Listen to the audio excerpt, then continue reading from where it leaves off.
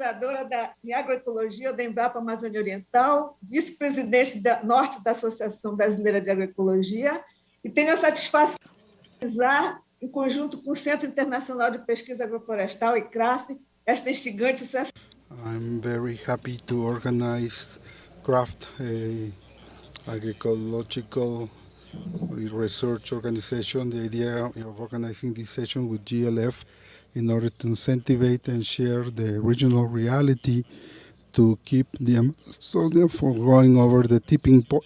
This appeared out of the need to integrate the fascinating developments of the ways of life of the inhabitants of Amazonia before European domination, the way in which indigenous peoples and current populations live together and reproduce in current reality expressed in archaeological and anthropological research that's been done recently, and the stories of different subjects from different territories occupied by indigenous peoples and traditional populations in an integrated way in the developments of construction of an agroecological construction that can help to the reality of the Amazonic zone, considering ecology as a social movement, a transdisciplinary science, and all of them acting together and taking advantage of different dimensions of ecology,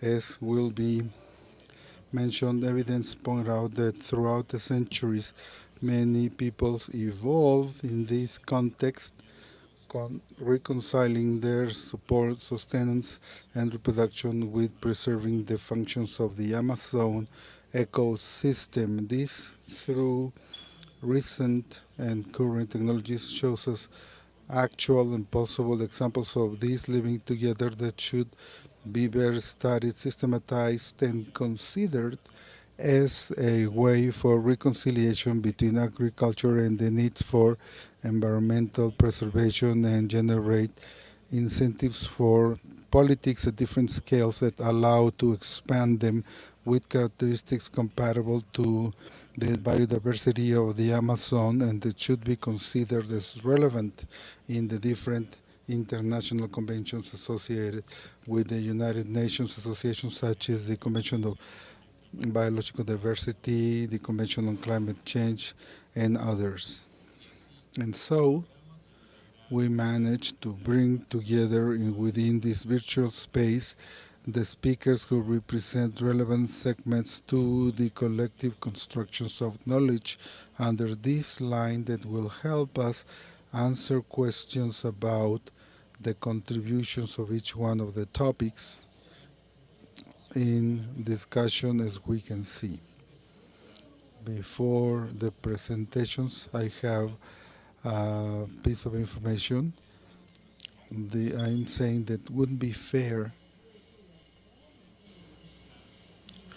to be limited in this group of talks without having the opportunity to issue and ask and answer questions and get the answers. So please use the session chat to ask your questions. Preferably say who is the question for, and after the end of the session the questions will be sent to the respective speakers or the moderator, who will answer them, so that these answers will be available in the chat during the last day of the forum on the Thursday the 23rd. To start our presentations, we will first call Eduardo Goes Neves, a professor from the University of Sao Paulo, and he works in the Museum of Archeology and Ethnology. We will start a long trip through time through the fascinating discoveries that he's going to talk about. Let's go with you, Eduardo. Good afternoon, good evening. Thank you, Tatiana, for your invitation and the effort you made to organize this cross-disciplinary session that brings different perspectives and contributions to this very important debate. In my case, we search for a connection between the past and the present in the Amazon and its future. When we think about archaeology, the image that comes to mind is a distant or remote past in the case of Amazonia due to a series of reasons related to the history of Amazonia. Archaeology has always been linked to discussions about the past, but also archaeologists have tried to participate in discussions that have to do with contemporary topics, and they talk about possibilities for the future of the Amazonia. What I would like to say is to paint a picture of this history of occupation. What is the legacy of the traditional peoples, the indigenous peoples, and the population, the people from the jungle along the Quilombolas River, which are the Afro-American areas, and also the type of initiatives that have to do with the preservation of this biocultural patrimony that's so rich in Amazonia. It's also important to mention that in Amazonia there were approximately 10 million indigenous people living in the Amazonia at the beginning of 16th century when Portuguese and Spaniards came to Amazonia. And what happened in the first 2 centuries of conquest, it's a very violent process against the population that has to do with slavery, the wars of extermination, and infectious diseases that lead to a drastic reduction of population. Calculate that around 90% of the population of Amazonia died during the first centuries of colonization. During the 18th century, when the first scientists start to travel through Amazonia, they describe a scarcely populated area covered by forest everywhere. In this image of an Amazonia that's empty and covered with jungle was consolidated in the intellectual tradition of the West, and until now, that's the vision that permeates the vision that Amazonic countries have about the Amazons, empty areas with few people, and this prevailed during the military dictatorship, land without people. But archaeology shows a very different history, and this is the history I'm going to tell you. We know that there are people living in Amazonia at least 2,000 years, and from recent papers, we know that the most ancient Rupest art also appeared in Amazonia. These peoples that occupied the Amazon as of 2,000 years, from the very beginning, they had activities with schemes of management and modification of nature. Some plants that are consumed today, such as Castaña de Parao, Castaña de Amazonia, were consumed in an archaeological site in Pará, which is the painted cave where we have evidence from 2,000 years ago. And this management, this modification of nature and the landscape were consolidated throughout time. About 6,000 years ago, we started to see the formation of a type of soil that's very typical of Brazilian Amazonia, but it also exists in other parts of Amazonia, in Colombia, called black soil or black Indian soil, very fertile soil filled with nutrients that have great stability that are now used as a resource by the indigenous populations and traditional populations near the rivers. And this is stable soil. They don't lose their strength. They maintain their fertility after many years of being formed. Another important thing is that Amazonia is a center for management of plants. Amazonia is a very important center for domestication of plants. Some plants consumed all over the world, like yucca, cacao, or peanuts, on the shores of the Amazons. After their domestication, after the arrival of the Europeans, cacao came from Amazonia and went to Europe and other parts of the world.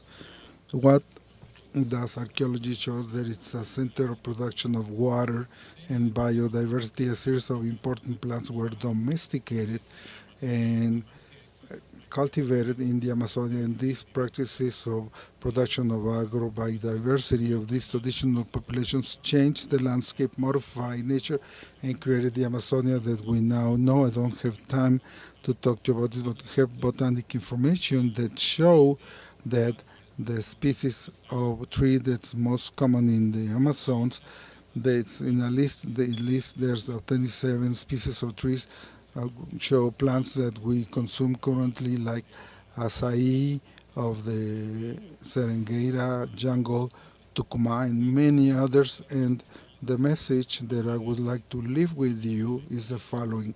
The history of the indigenous presence in the Amazon is very ancient. This relationship of ancient people with Amazonia, the peoples of the jungle, were always of transformation and production of agro-life through agroecological strategies. They are very old strategies that led to creating the Amazonia that we now know. And what the contrast with the recent occupation of the last 40 years of the Amazonia that's had destruction of 20% of Amazon, but this destruction didn't generate wealth, it didn't produce, it destroyed this agro-biodiversity, and it's only generating wealth for current people. So talking about the past, present, future of Amazonia, we cannot separate the preservation of Amazonia from the existence of traditional people's ancestral knowledge is fundamental, but the practices that created these landscapes are essential. There's no future for Amazonia if we separate the natural history of Amazon and the history of the peoples that inhabit this very important region for almost 12,000 years. This is my message, and thank you for inviting me. Thank you, Eduardo. Now we go from archaeology to anthropology, and we will go to current times in the ways of life of indigenous peoples in traditional populations through the narration of Mauricio Augusto from Museum Mauricio Meneghetti from the program of preservation and cultural program of that institution. Mauricio, you have the floor. I would also like to say hello to everyone sharing this session with me, and I want to thank the invitation of Tatiana to participate with this anthropological contribution in this very important discussion for the future of the Amazon. Since they came to South America thousands of years ago, the indigenous peoples developed their own ways of living and dying in Amazonia. This long duration living together with the jungle created different and varied ways of languages, cosmological, with a very high wealth. Only in the Brazilian Amazonia live 170 indigenous people. They each developed their own knowledge about the world, their own theories about the ecosystems and the complex relationships of different beings amongst them. Their philosophy allows them to interpret and construct their different worlds without separating what we separate as Occidentals, nature on one side, everything that's not human, and culture on the other side of a human domain exclusively. On the quite the contrary, the native people say that nature and culture are not separate. There's an interaction between the jungle, humans, animals, and minerals and other beings, including the so-called spirits. They all have capacity in this world, cosmovisions, and their own policies. During the last decades, anthropology has made huge efforts to describe these native philosophies in Amazonia, especially after the reflections from Leris in his book Wild Thinking from 1982. He proved that the way of thinking of native peoples have their own logic that's equivalent to scientific knowledge. From there, many studies have followed this path in Amazonia, mainly with inter and transdisciplinary approaches with the knowledge of the indigenous peoples. This is how anthropology, archaeology, and ethnoscience together have reviewed a bit of the indigenous knowledge of this biome, articulated and preserved through agroforestal management and systems of classification of species, and also the connection between mythology, rituals, and knowledge transmission. I will give you an example of the cosmology of 23 indigenous peoples of Rio Negro, the Aruac, Ucano, and Naruk. They have been widely studied since the end of the 19th century. The ecosystem of the Rio Negro basin is complex because of its oligotrophic characteristics. The rain cycle influences the variation of the water level together with the high level of acidity of the river generate a low supply of food compared to other rivers. And from land that Marcatinga, Amazonica, Marcatinga, and a vegetation that's different, and that's variation of vegetation that lives along this river network. This habitat during millennia of occupation, not only culture, hunting, and fishermen, but also forestry exploitation. The human influence is seen in the landscape as the case of yucca. It's known as cultural patrimony, and the large number of soils of the so-called Indian black soil are added to the huge knowledge of the Indians, of the natives, about nature. Even being a region of ancient colonization, the ecosystem of the Rio Negro River, this based on the native peoples that inhabited it from remote times, because it summarizes a holistic understanding of its territory, which are the essential source of the maintenance, reproduction, and existence of human and non-human beings. For the native peoples, the territories are formed in general by living things and inanimate things: water, rocks, soil. In this sense, territory is defined by the dynamic reciprocal relationships of peoples and their subgroups, but also between them and natural and supernatural environments.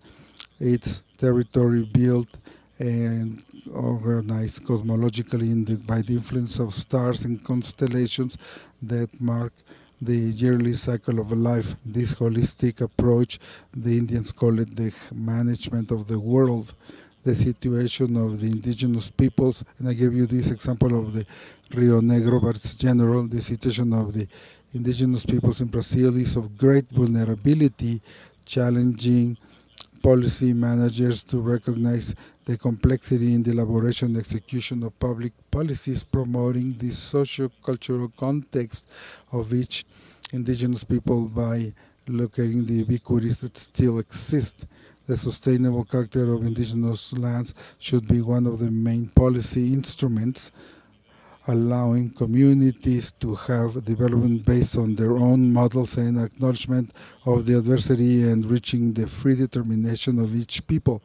Under this assumption, starting 2007, under the government of Lula, they started the construction of public policy focused on the sustainability of indigenous land, the national policy for management of indigenous land, which was based on legal references from the Convention 69 of International Labour Organization, also based on indigenous protagonism. These policies worked in different ways. Indigenous leaderships worked in the construction of interministerial work. Indigenous leadership also participated in the surveys, and people from all the area participated in this process. In July 2012, FENEGAT was instituted by decree. The first article of this decree, the NEGAT, has as its objective to promote and guarantee the protection, recuperation, preservation, and sustainable use of indigenous land and territories, guaranteeing the integrity of indigenous territory, the quality of their life, for the physical and cultural preservation of indigenous peoples, recognizing their socio-cultural autonomy in current legislation. The statement that PNEGAT should respect the socio-cultural autonomy of the indigenous peoples. They have to respect their own ways and also the native theories about their traditional territories. This policy will turn 20 years in 2020, 2022, and they have allowed to develop several plans of management in indigenous land with great learnings. Everything that I've said so far indicates that the respect to autonomy of indigenous peoples and the institutional support by providing the human resources that are necessary is a strategic decision for the future of the Amazon. It is a contribution that science, anthropology, and others can give to the future of this very important region, of this very important biome. This is my contribution, and thank you again very much for your invitation.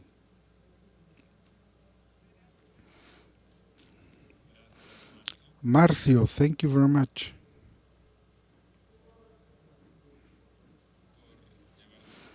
For talking about the current situation of the native peoples, and when we begin the series of talks about representatives of local peoples, I'm glad to introduce to you a representative from the Guarani people from Bolivia, Marcia Kundari, the executive director for the Foundation in Multilinguistic Context and Pluriculturality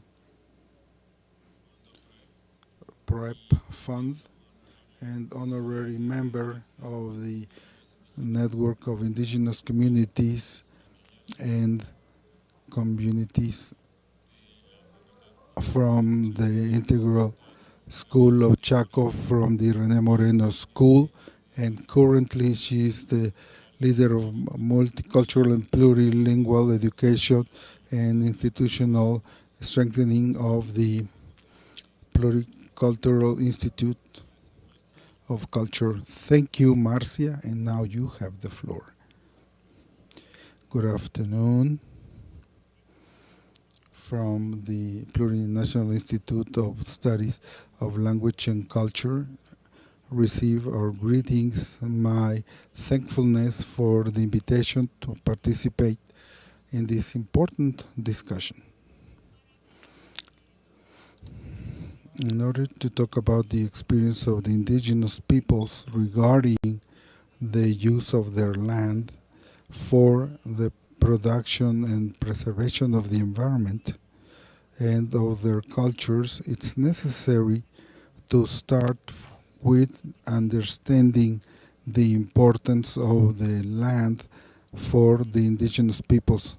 The land for the indigenous peoples is a political, social, economic, and cultural space. The territory is everything for the indigenous peoples. It's like a huge home where they reproduce themselves, where they establish relationships and develop their individuality. Within this logic, it's not only understand the territory as a space, but understand the territory as something that is alive, where everything is interconnected. You have the human relationship with living beings and with nature. Within the framework of the territory, the land is considered also as something that is alive. That is why plants grow in the land. Life, for the life of the indigenous peoples, the land is essential because from the land they obtain their nourishment. Since the land is alive, it needs to regenerate, and this means the importance that it has, preserving it and protecting it. This conception that the territory and the land are alive is based on the philosophical principle of life, and therefore the responsibility of human beings is to protect the territory and the land. But what has happened in recent times? With the Industrial Revolution, the territory and the land have been fragmented. Now we are seen as resources only to provide wealth or economic revenue. There is no special care. With agro-industry, there's a monopoly over land, over crops. They have promoted monocrops and production. They have minimized biodiversity by crushing small producers. And just like they have fragmented the land, they have also fragmented the knowledge of the indigenous peoples, because the new generation doesn't know how to produce in a natural way the way our grandfathers did. Our grandfathers produced without agrochemicals, and they consumed healthy nutrients. They were healthier. They protected the land. They let land rest with crop rotation. It's important that all of us and the new generations recover the integral vision of the territory. Let's recover the natural way of production without agrochemicals, without affecting the environment.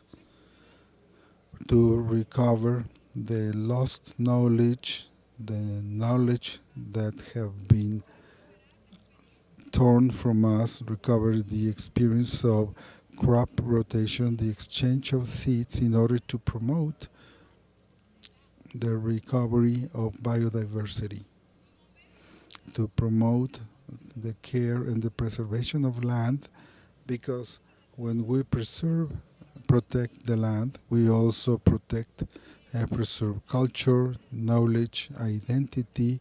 We revitalize the indigenous languages because there are words to refer to each product, to each seed. And so if we recover seeds, we can also recover the names of each seed or product in the indigenous languages. So with this, I want to say that nothing is separate. We have to see the territory and the land as one total thing, that there is a relationship between thinking, territory, culture, and knowledge. Regarding policies and incentives to promote traditional systems, I believe that from the perspective of education, it's very important to promote and recover the systems of indigenous knowledge through community social productive projects that now in Bolivia with 070 law we are promoting in educational communities. One of the purposes of this education law is to contribute to the harmonic sharing and balanced sharing of human beings with Mother Earth. Also, it's also necessary to identify the vocation and productive potential of the region or the indigenous communities and develop a pedagogical working plan for the technical training. In Bolivia, we're now developing the formation of high school students not only at humanistic level but also at technical level in order to contribute to living well, to good living for the whole community. There are also different production systems for agriculture and forests that are being developed in our country under the agroecological approach. And we have family agriculture, territorial management, which contribute to food security, the adaptation to climate change. I believe that all of these experiences in our country and also in other countries that have this experience, they should be recovered through different spaces. In our case, I believe that we should recover through educational spaces, of information spaces, so that we don't have a break and separation of community life and community education with scholarized education or university education or higher education, because for the indigenous peoples, education has become an instrument for fighting, or an instrument for reivindication, for exercising the collective and individual rights. That's my contribution from Bolivia. Thank you very much. Thank you very much.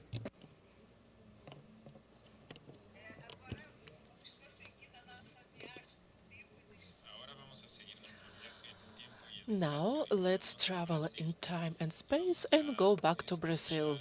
And let's listen to the presentation of a representative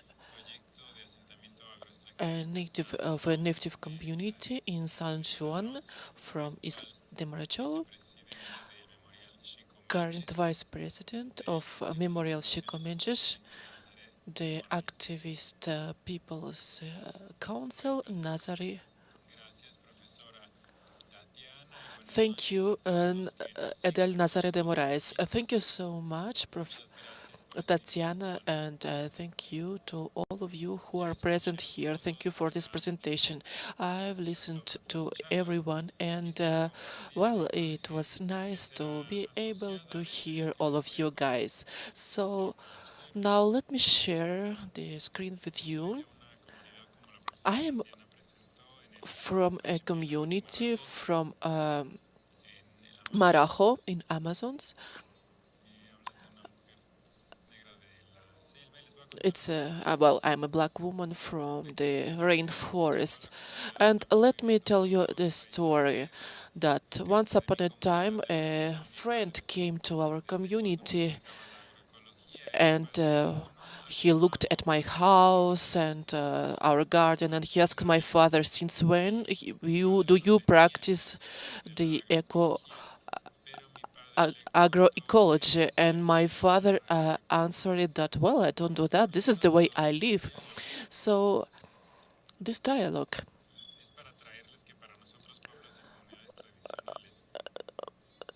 this story was to show you that us people who know the earth and who live on the earth, in the first place, as we said, the earth is a place to live. Is what the rainforest gives us, what the earth gives us, what the river gives us. The earth is a territory, and a very important issue is that the land use is not linked to great scale production. It is the guarantee of our life and of our lives. It is the territory that has a life space, visible and invisible. It's interconnected system in the whole environment where human beings and non-human beings interact. It's like a body. In the body, all the organs are important, and we are one of them.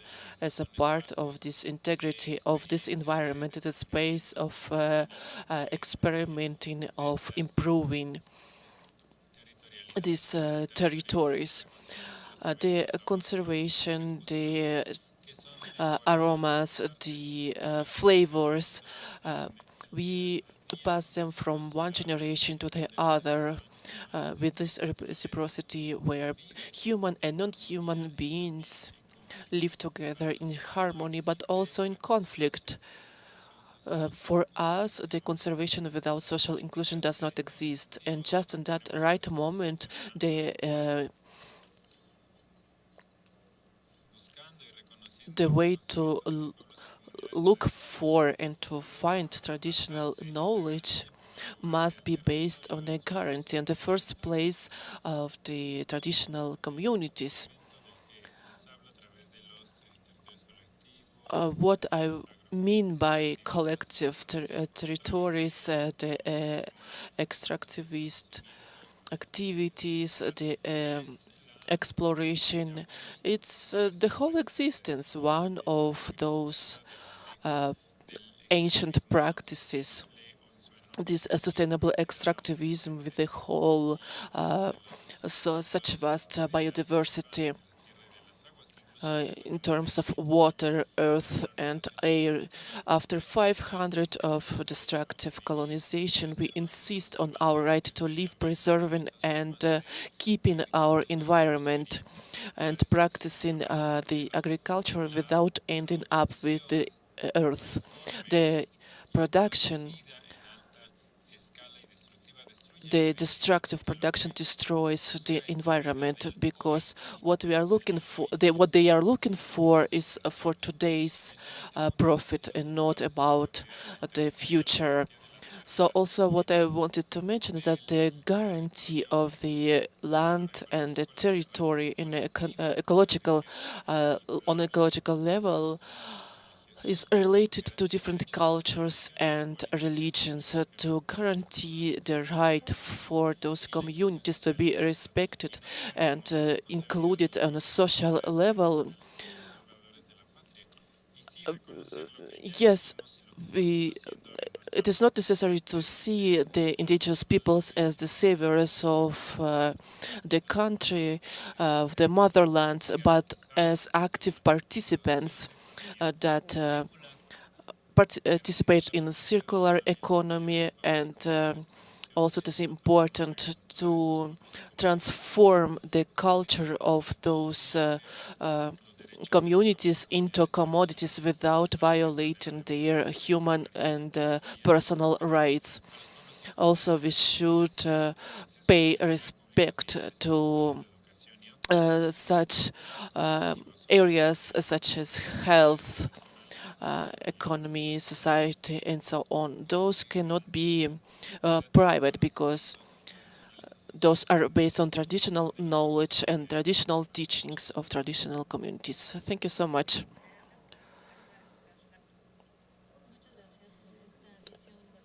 Thank you for such a vast, deep vision about the importance of the territories in the region. We know that it is important. This subject is so important. And once again, let's travel to Brazil to with the participation of Anthropology, who is a community leader of Pedemonte Amazonia region in Putumayo. He is working on community projects on this territory. He is a delegate since 2010, alongside with the Ministry of Interior. He participates in the process of the region of Putumayo. Please, Angel, you have the floor. Thank you so much.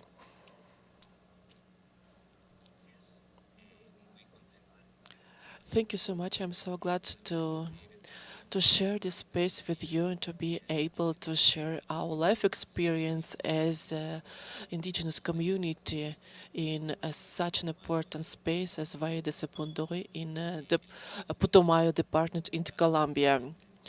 This valley is quite significant territory, because it is a part of the Putumayo Basin, and this basin of Putumayo is one of the most important sources that feed the Amazon River. It is a very rich area, because we have a lot of water, and I believe that this whole exercise of our rights, of the spaces where the water is born, of the paramos, of the lands where medicine plants grow, it's a step to our harmonization in a spiritual sense and in terms of territory for indigenous peoples. Besides that, I wanted to mention that in 2010 we were noticed that the area where I am from was in risk due to different minery and electricity projects on. So when we realized that, we were able to organize ourselves internally and to rescue all the principles of conservation, of safeguarding this territory. And we were able to offer to the state a proposal in order to make our territory rights visible and for the government to respect them. So this great cultural and spiritual richness of our valley. As I was saying, this valley is a transition zone between the mountain and the river. It's a quite fragile area in a symbolic sense and a physical sense, so it's quite important for us to be able to protect it. And I would like to pay your attention to, for you to pay attention to the following, that we have developed a methodology that helps our communities to preserve their lands and also to share the technical studies that usually are performed by the state bodies. So it all helped us to give a step forward in terms of our territories, but also to learn as indigenous peoples to learn those tools that made us richer inside and outside, and that helped us to to encompass this whole territorial subject. And the preservation of the rainforest is a preservation of life. This territory represents life, and if it's not well preserved, if it's not protected, our life is in danger. So it is important to keep it in mind, this fundamental principle, and also to generate proposals of own development, our own traditional ways of production, our own ways to strengthen ourselves working. Everything related to this traditional production scheme, to live, to enjoy, to reproduce ourselves, to be on this territory without affecting it, being coherent in our life in a proper way in terms of management of the territory and the conservation of this territory. So this process let us save quite significant territory. The paramos are located on this in this area, so this led us to have the whole connectivity with the mountains and also with the Amazonian rainforest. Those are two quite important areas for our life preservation. And I wanted to say that we've got the territorial titles. We are in the process of the the beginning of the paperwork, preparing the necessary documents in order to protect those lands, to preserve life, to understand that the territory is natural, the territory is cultural, because we as indigenous peoples, we exist on those territories and we have to use it correctly. And the most important, it is spiritual. And I believe that this word spiritual uh, in, encompasses the whole knowledge, the whole teaching that for us, that this territory represents for us. So that's all I wanted to share with you. I believe it is a very nice experience where we could work with different actors such as government and ourselves, and to be able to manage and protect our territory. Thank you so much, Angel. It was very important to hear about the territory and the relation to cosmovision. So now let's go back to Brazilian part of Amazonia and to talk about agroecology. Now,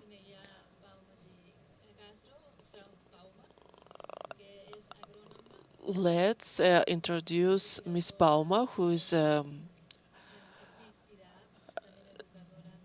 special educator in Mato Grosso State, and she represents the agricultural and agroecological side, and also traditional communities, National Association of Agroecology. Thank you so much. Please, the floor is yours, Fran Paula. Hello to everyone. I'm so grateful for this invitation. I'm grateful for being able to be a part of this exchange. I represent Quilombolas women from Mato Grosso State. So this discussion related to agroecology is also related to our traditional practices. So the practice developed by traditional peoples, quilombolas, the indigenous peoples, is represented as an efficient way to manage the systems. Those are the ways of use that are like agricultural genius that has been developed during so many years. We are related to the culture, to the peoples, and we have this direct link with the territories.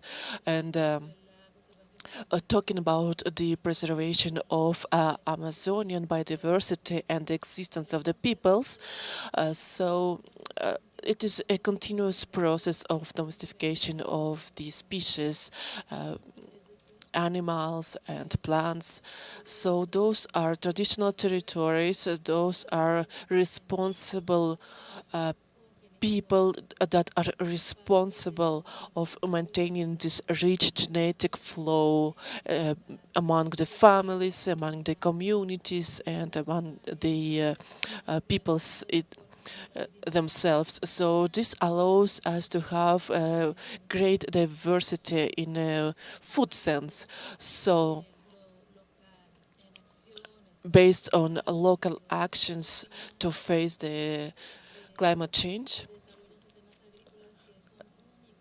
we have developed unique agricultural practices that have been preserved for so many years, although some of them are not being accepted, are not visible, and even criminalized.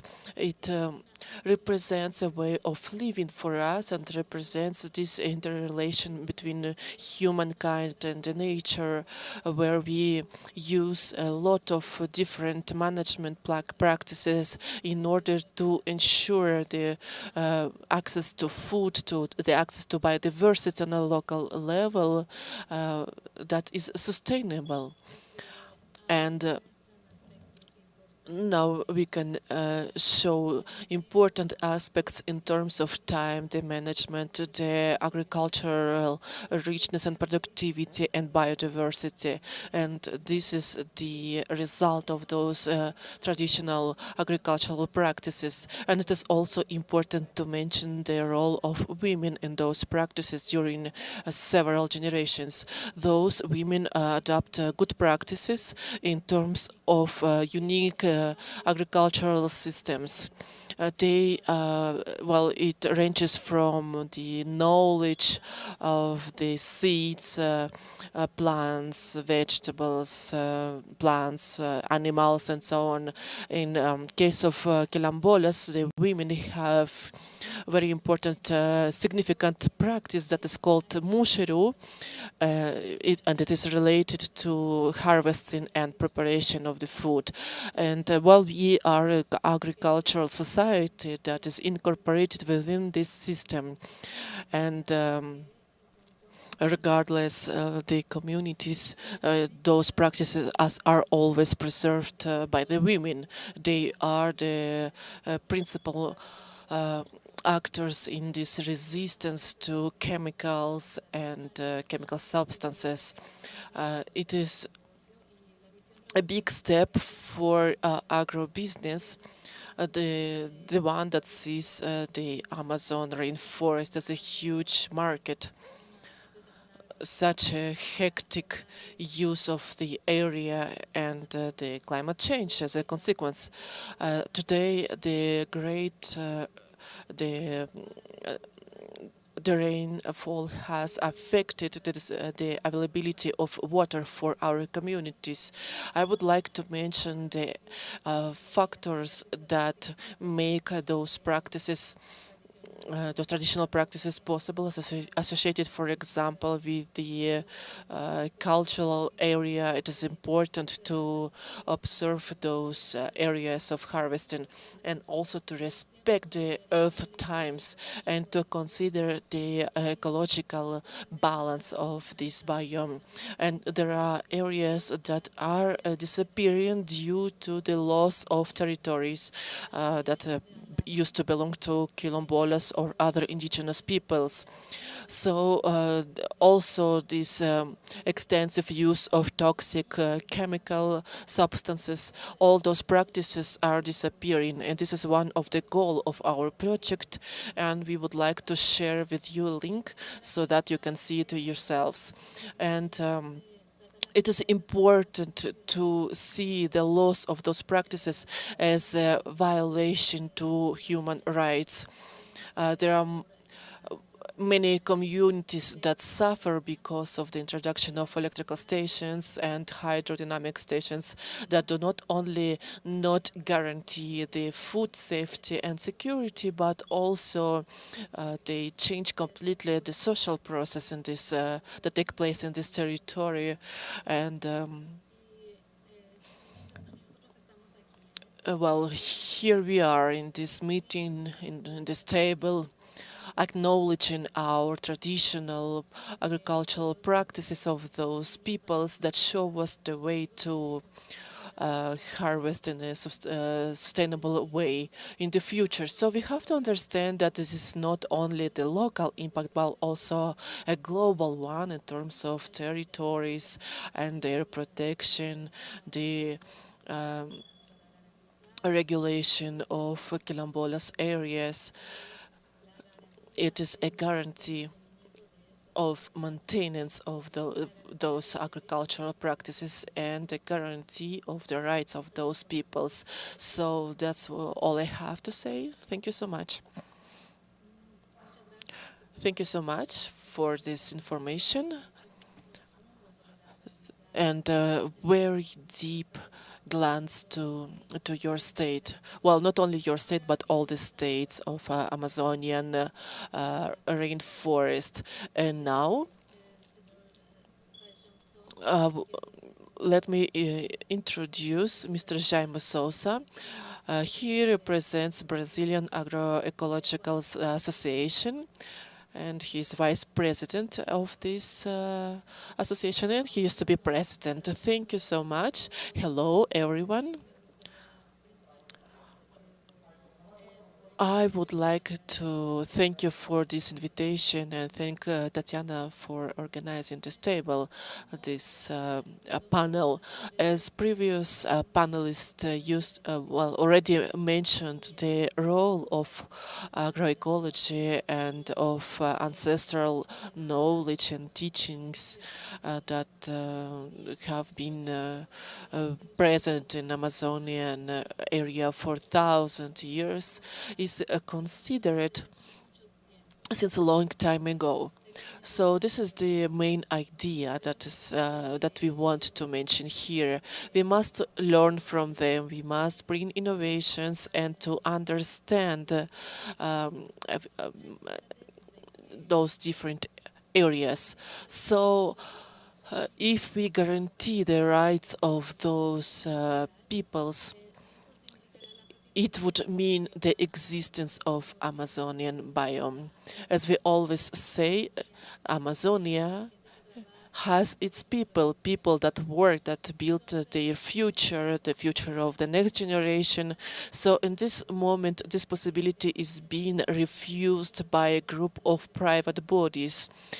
Once again, Amazonia is being exploited, and nowadays we have at least two sustainable models of development of Amazonian rainforest in the whole area, preserving the biodiversity, the human side, and the natural side with a strong trend towards the conservation of the nature.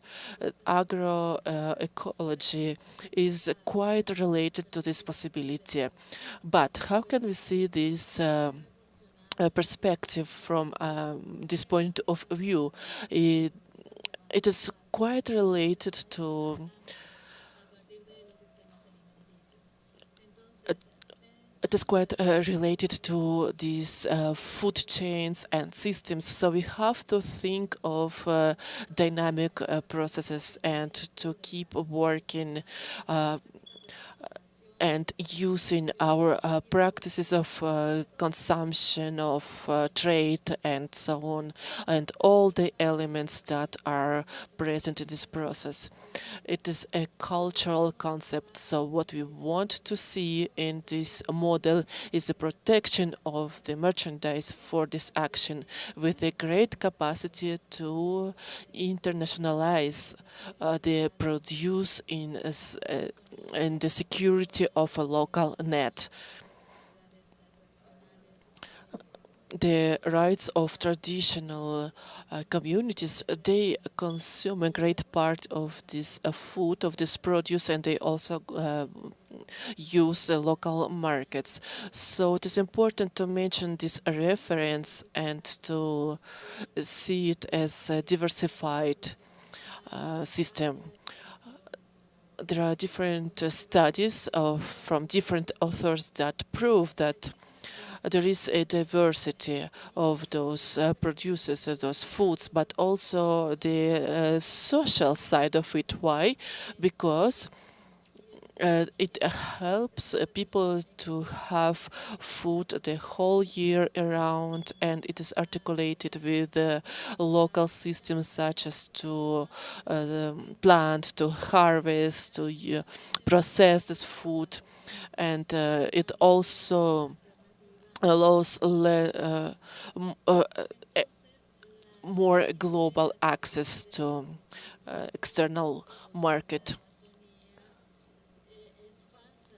This idea is of development of Amazon area is quite false. There is no need for development.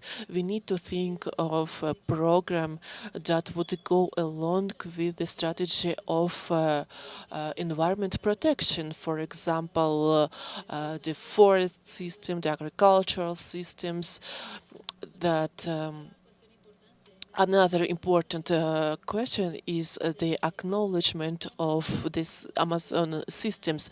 Those are not limited to the farmer's property. Those are common areas like the rainforest and other places.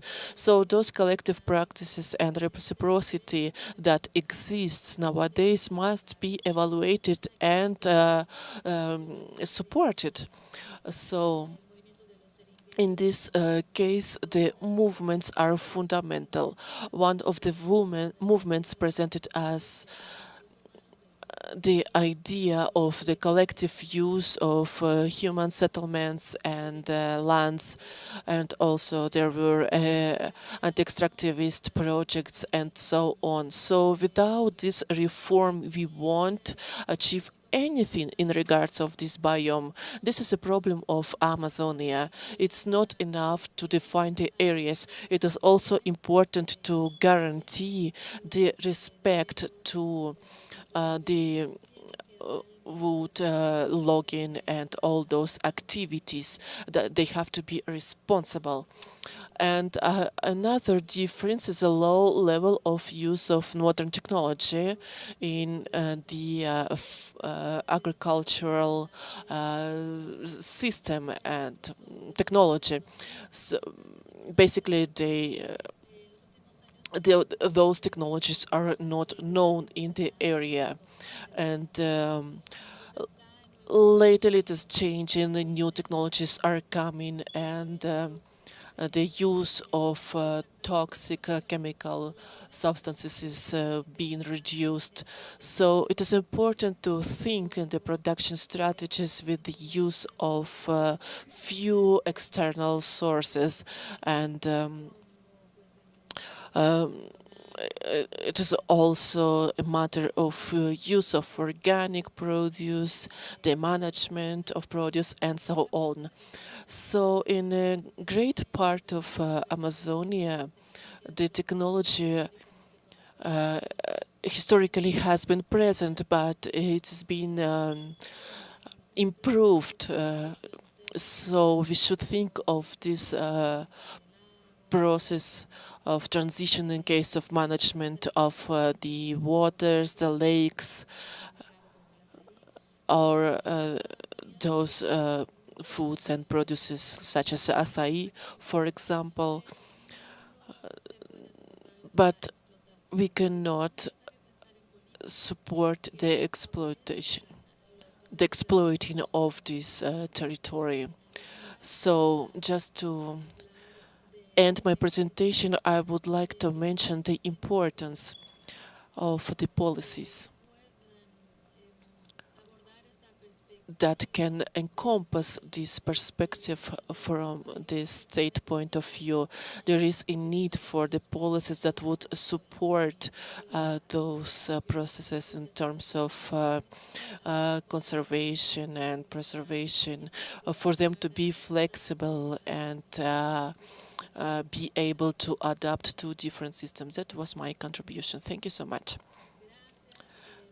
Thank you. Well, basically, our time is almost over. I have a few notes, but I believe I will just mention a few main concepts.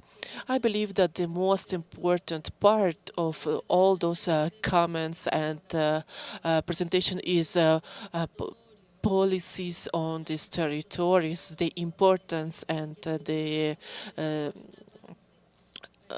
sense, the importance of those territories in different aspects, the very different ones. For example, traditional peoples and many others. Many aspects they ask for that, and also it is important to mention the importance of agroecological perspectives, but also to remember what several people have mentioned, especially Fran, this transition to the reverse agroecology is so important. For example, the case of her father, those people that have already used this technology and those practices to come to go back to those technologies and to leave this situation where they were obliged to change this technology, to change this process, and well, to apply this reverse process. So this is a key issue that has to be attended. So here I have a few notes in order to discuss them, but basically those are the differentiation of the system in this moment, and also the the subject related to the theory side, such as agriculture base. There are very well organized designs, very known designs of bioeconomy, or ecological economy and based on Amazon and reality. So I believe it is important issue to be promoted, but this territorial question is transcendental for us, as we've seen and as we've heard today. We've seen that the territories can be treated in a different way and can be very rich. I would like to thank our speakers of this session, and I also hope that we will receive interesting questions in our chat to answer them today and tomorrow. And also I would like to mention that the construction of this session in this moment, such a difficult moment that we all experience, it's a hope for everyone. Just to let you know that the Amazonia exists. Thank you so much.